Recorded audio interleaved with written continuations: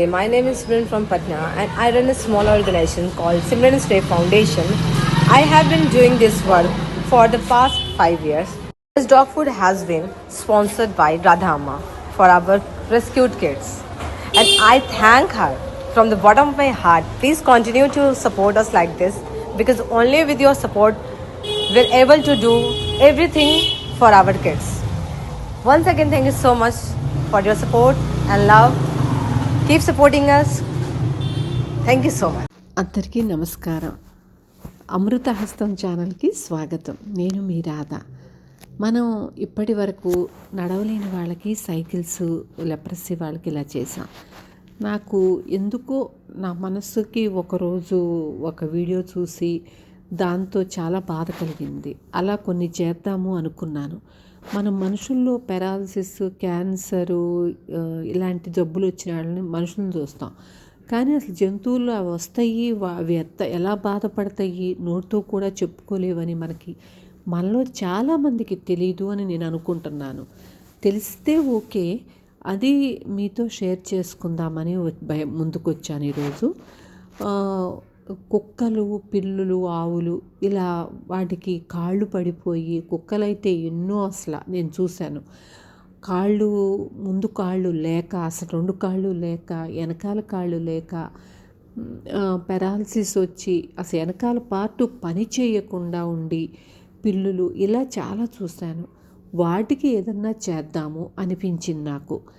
ఇప్పుడు మొదటిసారి అంటే ఇంతకుముందు దుప్పట్లు ఇచ్చాను ఒక చోట, కానీ కరెక్ట్గా ఒక ప్లేస్ అనేది వెతుక్కున్నాను.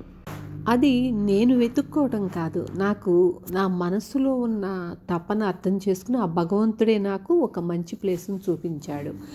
అంటే ఫండ్స్, గవర్నమెంట్ నుంచి ఫండ్స్, డొనేషన్ ఇట్లాంటివి ఎక్కువ లేనిదే మనం చూసుకోవాలి. అలాగా ఒకటి సెలెక్ట్ చేసుకున్నాను. అక్కడ చూసేది కూడా ఒక చిన్న అమ్మాయి స్టూడెంట్. నాకు భలే ఆశ్చర్యం వేసింది.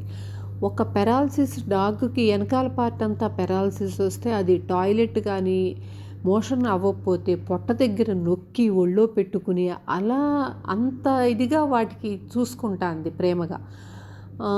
దుప్పట్లు పంపించాను, మొన్న ఫుడ్ పంపించాను.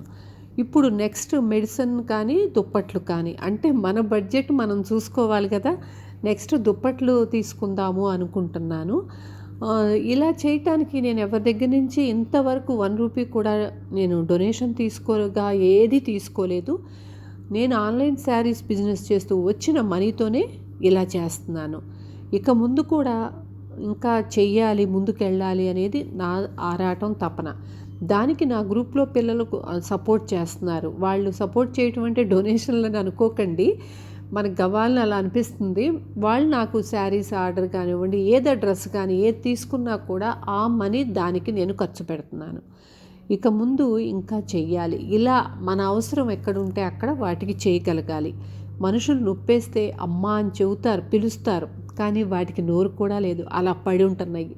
నాకైతే అసలు చాలా ఏడుపు వచ్చేసింది కూడాను, గుండెల్లో కెలిగినట్టు అనిపించింది. ఒక్కసారి వీడియోని చివరి వరకు విని చూడండి.